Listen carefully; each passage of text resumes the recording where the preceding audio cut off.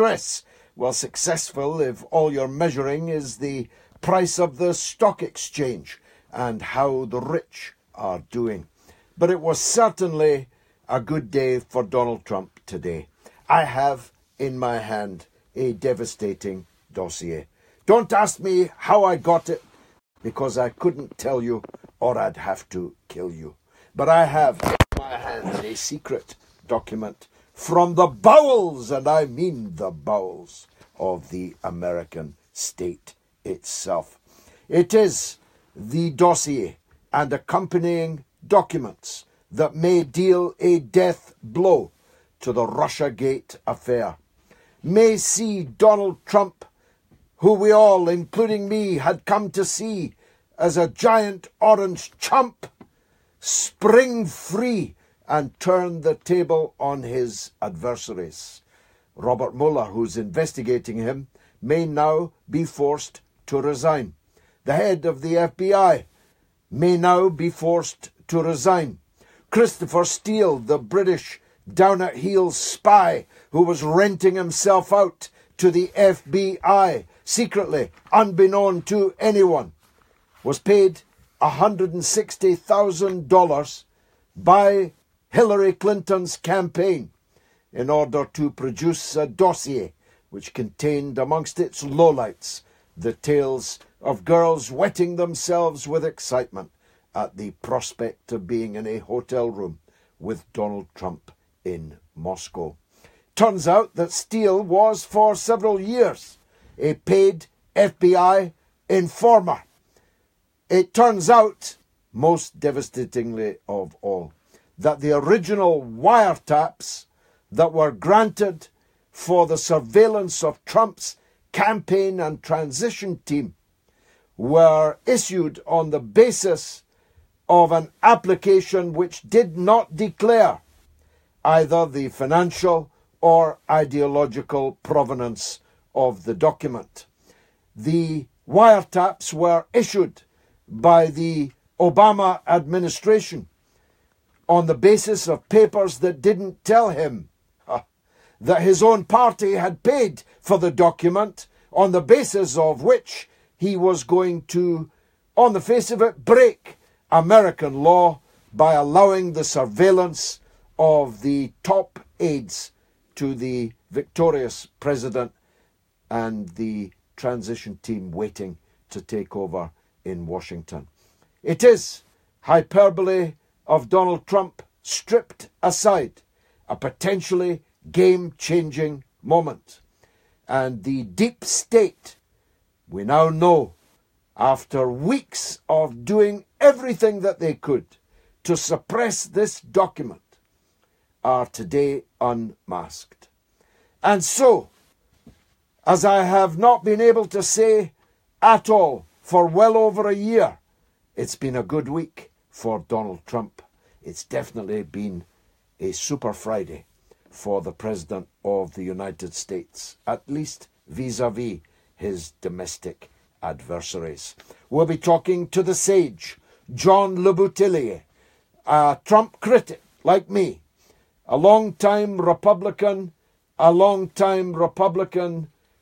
faithful member of his party, and a former member of Congress in New York for the Republican Party, and now a talk show host and journalist. We'll be talking to him in the final hour about this remarkable volte-face in the fortunes of Donald Trump. Now, I knew Fidel Castro. Fidel Castro was a friend of mine. There are no other Fidel Castros. But when around 2 o'clock this morning I was informed that his son Fidel Jr. had committed suicide, I shed a tear because I knew him too.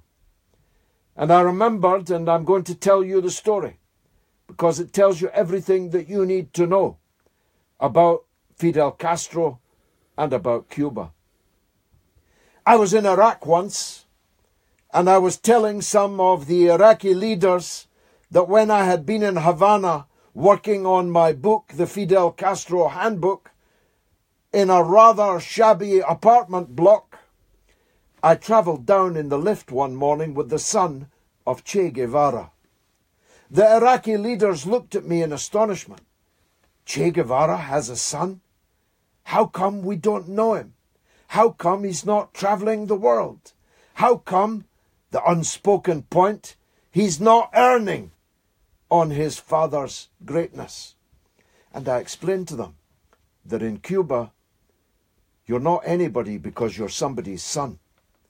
I explained to them that Che Guevara's son was earning at that time $30 a month as a functionary in the Ministry of Foreign Affairs in Havana, and went to his work at 8 o'clock in the morning, just like everybody else. And then I explained that Fidel's son, also called Fidel, so Fidel Castro II, worked in a boiler suit in a factory, even though his father was the leader of the revolution, the commander-in-chief, and the president of the country. I was well into this story when I realized the thin ice that it placed me in, because in Iraq, and indeed in the Arab world as a whole, and indeed almost everywhere else in the world, you are somebody if you are somebody's son. And you will earn out of the fact that you are that person's son. And so, on the death after a long period of depressive illness, by suicide, of Fidel Castro's son, Fidelito, as he was known, bearing a remarkable physical resemblance to his father, I got to thinking until well into the middle of the night of my times in Cuba. And of course, my point of view on Cuba is not shared by the gold-toothed emigres in Miami, those whose properties, bordellos and casinos were turned into schools and hospitals, clinics and schools of ballet and opera with the Cuban Revolution. And I'll be talking to Robert Valencia, Latin America reporter with Newsweek magazine, about this Fidel Castro story too. And I'll be talking about something else of great moment. Darren Osborne, the terrorist killer of Makram Ali, got his just deserts in the courts today. And I salute the judge for the condign punishment which he handed out. Not just the usual life sentence with no recommended tariff, but a mandatory, obligatory tariff of 43 years. For 43 years, society will be free and have no need to be afraid of one fascist at least. Darren Osborne killed Makram Ali. But for the grace of God, he would have killed many more. He wanted to kill many more. He set out to kill many more, and to kill them for no other reason than that they were Muslims. Now, I heard on Eamon's show earlier the police saying that they were astonished at the rapidity of this man, Darren Osborne's radicalization. From watching a television program to taking to the internet to an attempted mass murder took only 3 months. The police are astonished by that, but I'm not astonished in the slightest. Because we live in a country where hatred and fear of Muslims is pumped into the atmosphere at every available opportunity, and if there are no available opportunities, opportunities will be created. We live in a society, and not just here, in other countries, it is worse. If you think Britain is racist, You've never lived in France. You've never lived even in the oh-so-achingly liberal Netherlands. But in Western societies, fear and loathing of Muslims begets acts which increase the fear and loathing of Muslims, which begets acts further, which create more fear and loathing. And I've been arguing since the Iraq War, over which I was expelled from the Labour Party after 36 years of membership, and while an elected sitting Labour MP, I was arguing daily, sometimes 3 times a day. And not through a microphone in a radio studio, but on the road, on platforms, on the streets.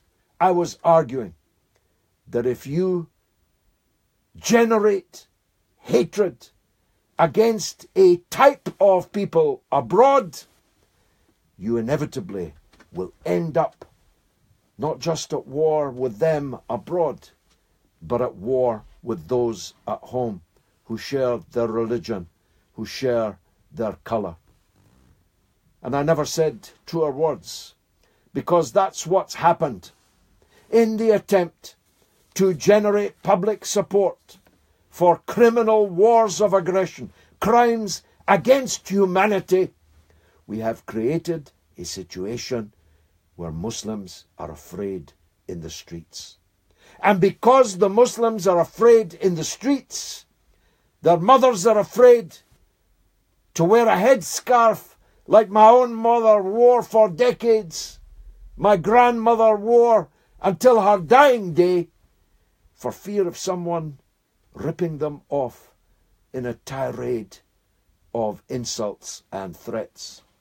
Because old men are afraid on their way home from a mosque where they went to pray to God, because sisters are afraid, because boys are unfairly targeted, from amongst that maelstrom, that milieu, comes the monster of extremism, fanaticism, crime and terror. And unless we get off this merry-go-round, unless we get off this helter-skelter, we are in big trouble. Because Darren Osborne was not radicalized only by a television program. He was radicalized by the presence in our country of agitators and would-be Gauleiters of the same kind of fascism that he came to embrace. And we have been here, ladies and gentlemen, in Europe before, in the 1930s, and we meet here this evening on the 75th anniversary of the great victory of the Russian armed forces, the Red Army at Stalingrad, 75 years ago. At a time when the Holocaust was raging, 6 million Jews were in the process of being systematically, industrially incinerated in the greatest crime, perhaps in human history, certainly in many centuries. And many millions more, gays, disabled people, Christians, gypsies, communists, socialists, trade unionists, millions upon millions upon millions were piled dead as a result of an ideology which began with the rasping hatred of those Gauleiters, those mouths that tried to persuade the masses that groups of people, categories of people, whole religions of people, whole subsets of the population could be dehumanized, untermentioned, made into subhumans, and then massacred. We're a long way from that, to be sure, but the raw materials that could produce it are all too present. This is the mother of all talk shows.